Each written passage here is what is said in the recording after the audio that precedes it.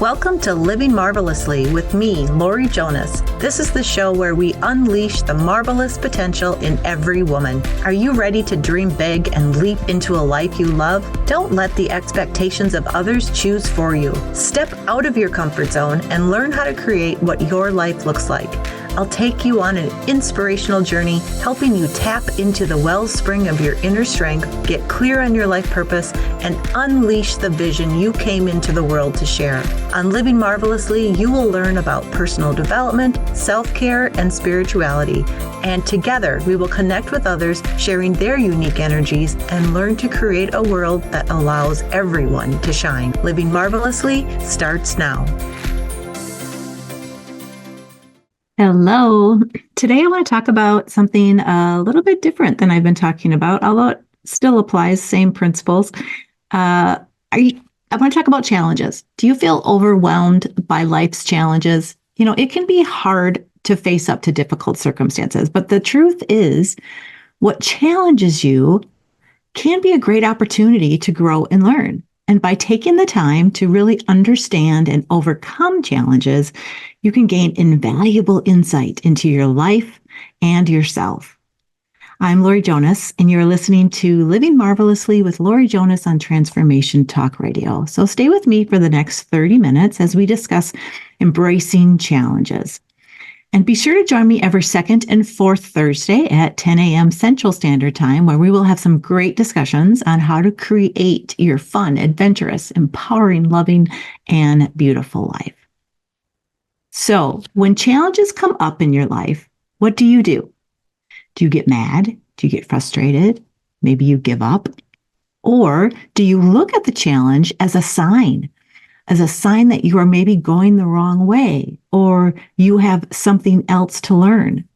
You know, challenges and roadblocks can come in many different forms. They can be, failures on your part, where things were not working the way you want them to, or things are thrust upon you by someone else.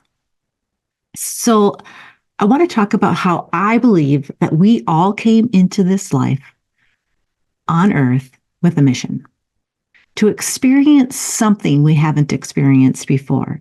And the clues that our soul or inner spirit gives us to what that might be is when we feel inspired to do something, or when we pay attention to what truly makes us happy. That is going to be different for everyone because we are all on our same path. I know you know that the person sitting next to you, or anybody in your family, or your coworkers or friends, or even, people that you look up to, all have a different path. They're all here for a different reason. They all have unique skill sets and gifts that are different from anybody else, and it's theirs to share in this lifetime. And the roadblocks and challenges that come up when we veer from our path, or if we need a little nudge in another direction, are essential. And it's up to us to notice them and pay attention to what the universe is trying to tell us. And if we ignore it, we're only going to get a larger challenge until we see the meaning. So let me give you a couple examples.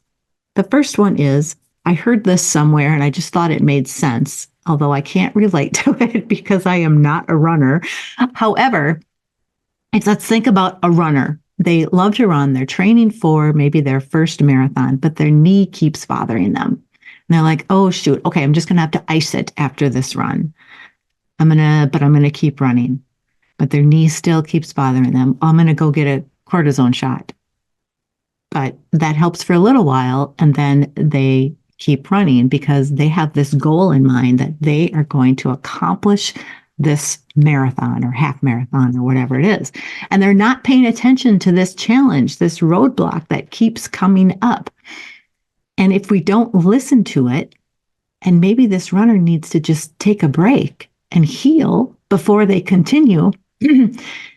But if they don't, it's just going to continue to get worse and worse and worse until they need surgery and they'll never run again. And then they think that they're a failure. But really what they were doing, what was happening was they were getting this little nudge that says, either you're running wrong, we need to try something different, or you're not meant to be a runner. You're meant to be doing something else, and you need to pay attention and do something else.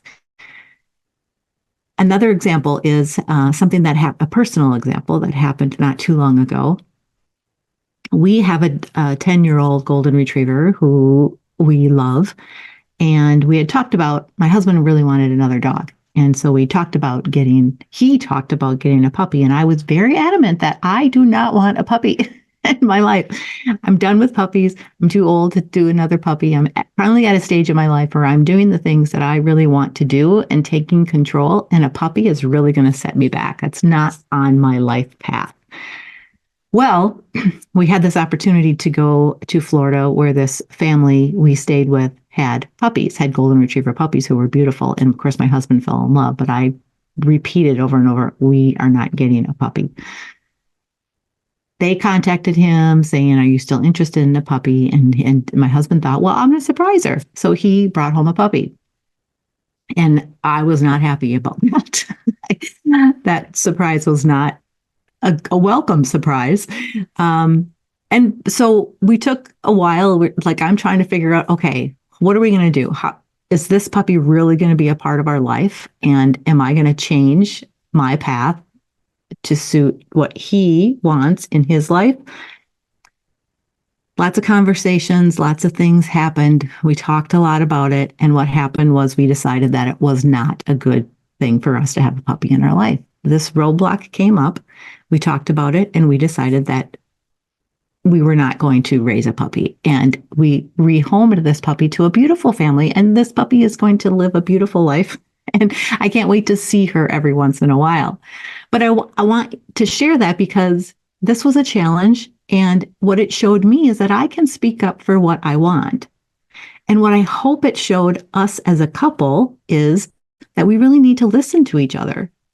And then I think it showed my husband that he needs to pay more attention to other people in his life when he is making decisions. But that's really his story to figure out. So I can't do that for him. But again, it's another challenge. It's a roadblock. We pursued it. And now on the other side of that, I'm even more excited about pursuing this path that I'm on and not letting roadblocks interfere. And our relationship has changed. Our relationship is different because we now know we have to listen to each other. We have to give and take. There are give and takes on both sides. So think about some of the challenges you have endured in your lifetime and how long did you let them hold you back? Let's take a different approach to challenges, because they happen to teach you something. And every challenge that you encounter, it really brings with it gifts. I love that when I'm preparing for my shows, I always come across articles or emails that will help me. And the other morning, I opened up an email from Andy Dooley, and he said this: the next time life throws you a curveball or contrast, remember to stay calm, look for the opportunity, and manifest a solution like a boss.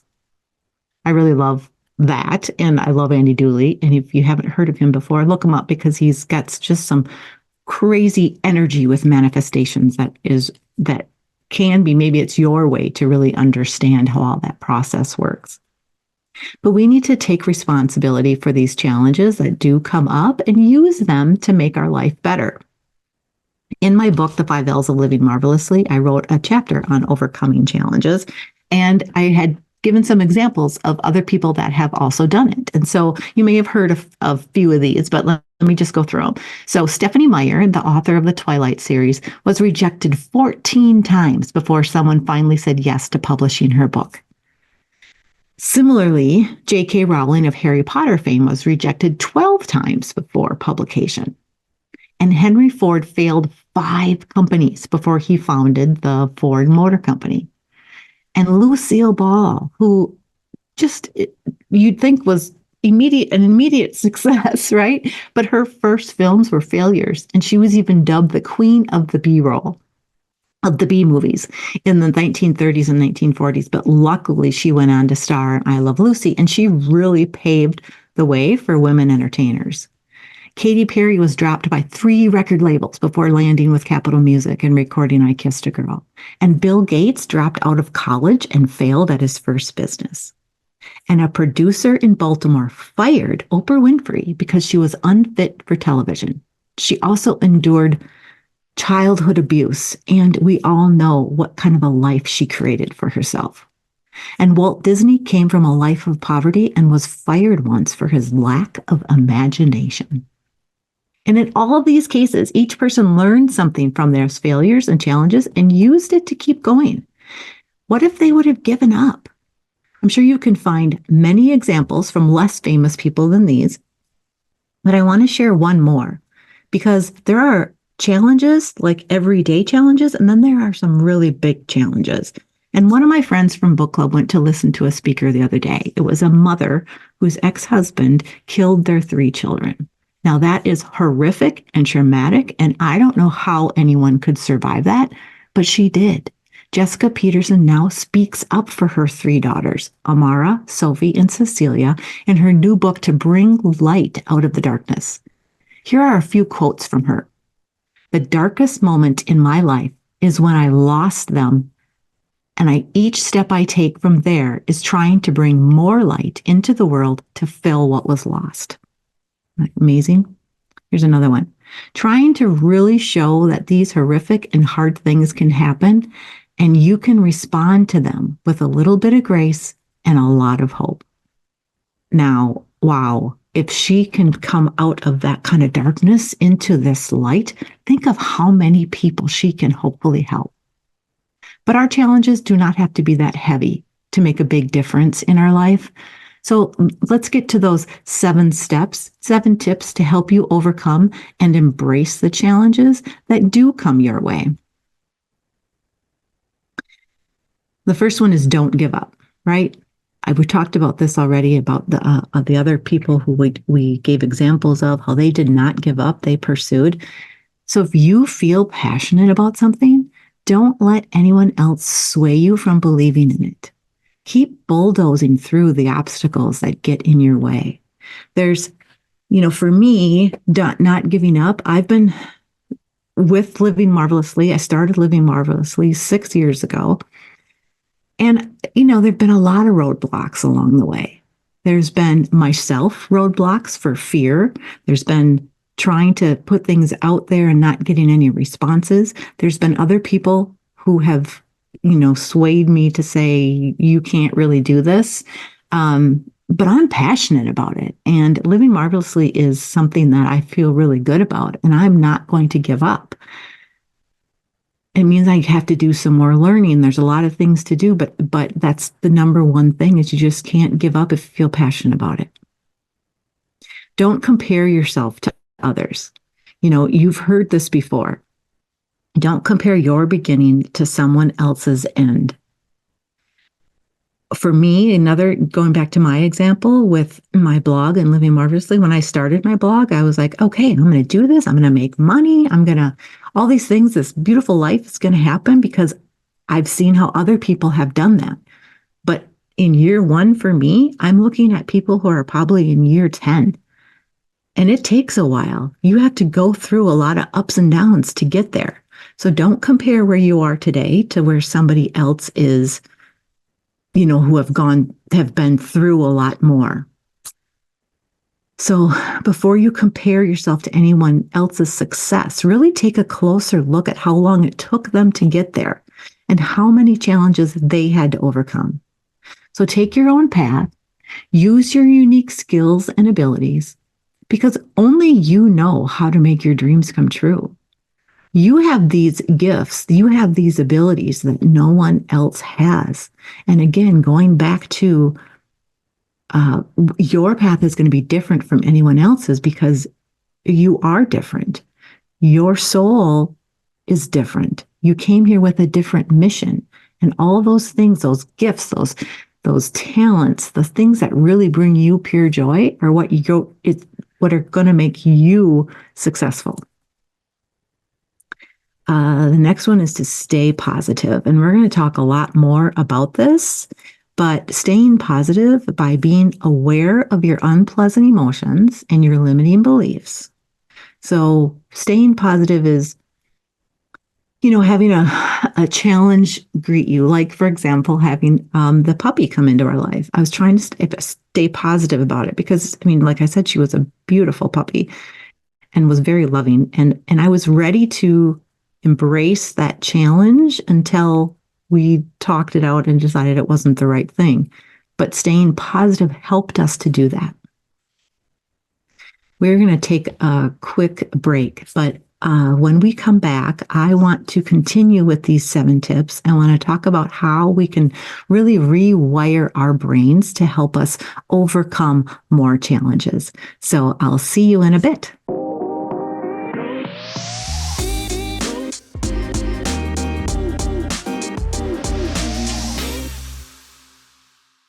Welcome back. We're back on Living Marvelously with me, Laurie Jonas. But before we continue, I want to invite you to check out my website, livingmarvelously.com, and the products and services that are available there. And if you would like some help on learning to embrace the challenges in your life, check out my life and spiritual coaching page. I'd love to help you figure out how to create that life that is resilient and that can really overcome those challenges. Okay, let's continue our discussion. We were on staying positive.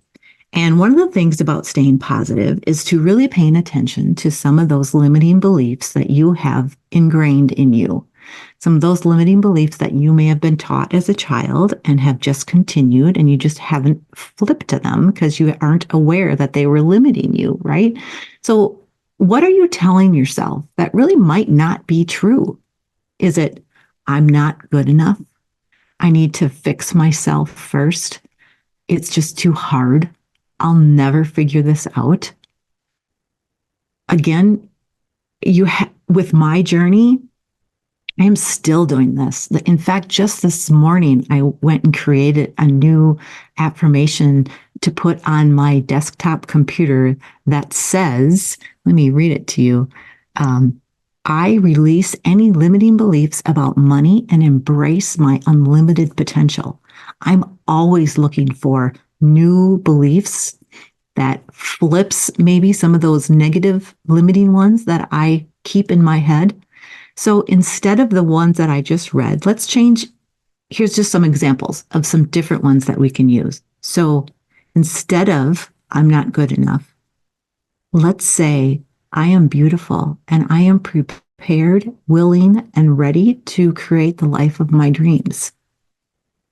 Instead of I need to fix myself first, how about I am perfect just the way I am. I take care of myself and I love who I have created.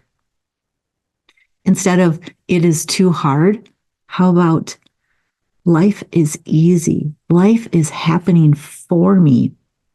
I am willing to accept and allow all this goodness into my life. And I'll never figure this out. How about I have everything I need to get to where I need to be or where I want to be. Everything is inside me. All I have to do is allow it to be transformed and manifested into the life of my dreams. So try those on for size instead and see if it changes your life. Again, with limiting beliefs, there's so much to talk about with those, but it's really once you create something that feels good to you and you repeat it over and over and over again, it really does change the neural pathways in your brain. You start to believe it. And then the key is you have to start to feel it. You have to start to feel that those things are true. And that's when manifestations occur. It's not just sort of faking it and saying, okay, I'm good enough. It's really embodying it, feeling it, acting the part. That's when you're going to feel those and see those manifestations. All right, moving on. Let's be okay with changing course.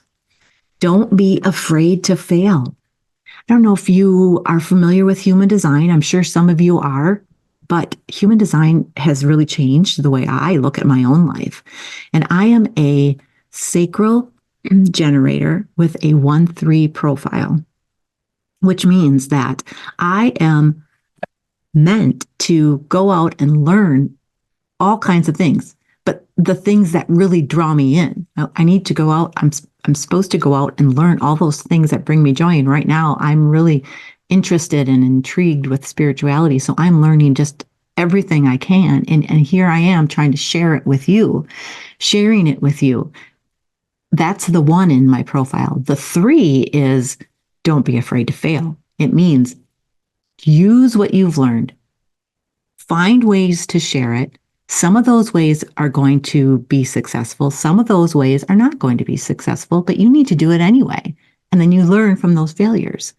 And that's what we're talking about here. It's really embracing what happens and learning from it. When you fail, it means you've tried, and maybe that wasn't the right path. Maybe you have to change your course a little bit, or you have to find new ways to look at old problems. Or it may just be possible that it's time to move on. Whatever you're working on, maybe it has taken its course and it's time to switch. Now, I know with Living Marvelously, that's not the case, because as a sacral generator, my gut is telling me that there is more that's going to happen with Living Marvelously. My passion has not gone out. It's not time to move on, but that sometimes that may be the case. The next one is take responsibility for what's going wrong. You are the creator of your life. There is no one else to blame.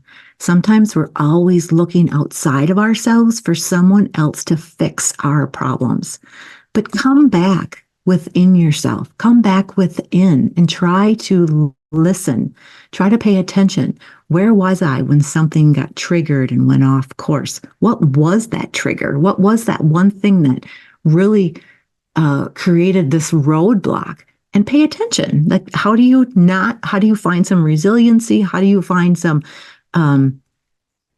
tricks and tools to not let that trigger come up again, or you'll be prepared to handle it? You know, no one else can control how you think about yourself and your dreams. So take responsibility for challenges that come up and be aware of how you can change your mindset about them. Learn to deal with adversity. I read an article about overcoming adversity on the Essential Life Skills website. It said this, cultivate faith, courage, and resilience. The more of these qualities you possess, the lesser the impact of the adversity.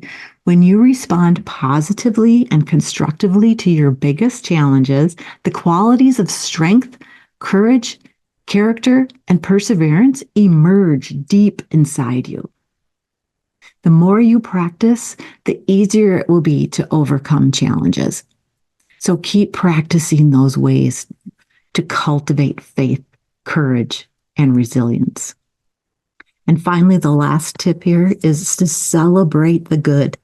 Be grateful for where you are right now. Celebrate all the small successes and dreams that have already come true in your life.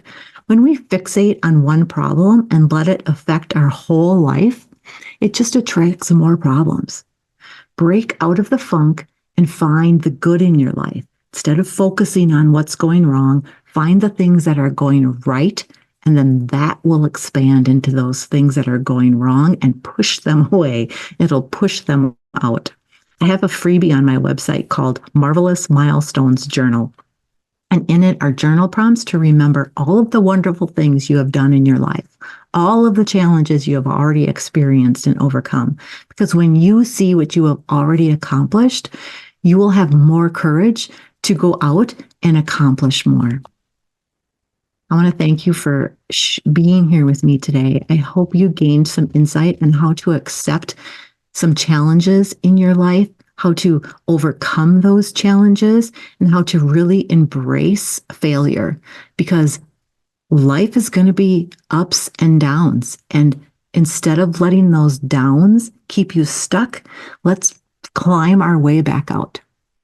So thank you for tuning in. This radio show, it truly makes me happy. And this is one way that I am using my unique skills to share with the world and to create my path.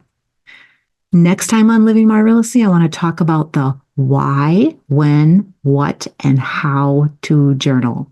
It's one of my favorite topics, and I want to share how it can be easy for you too.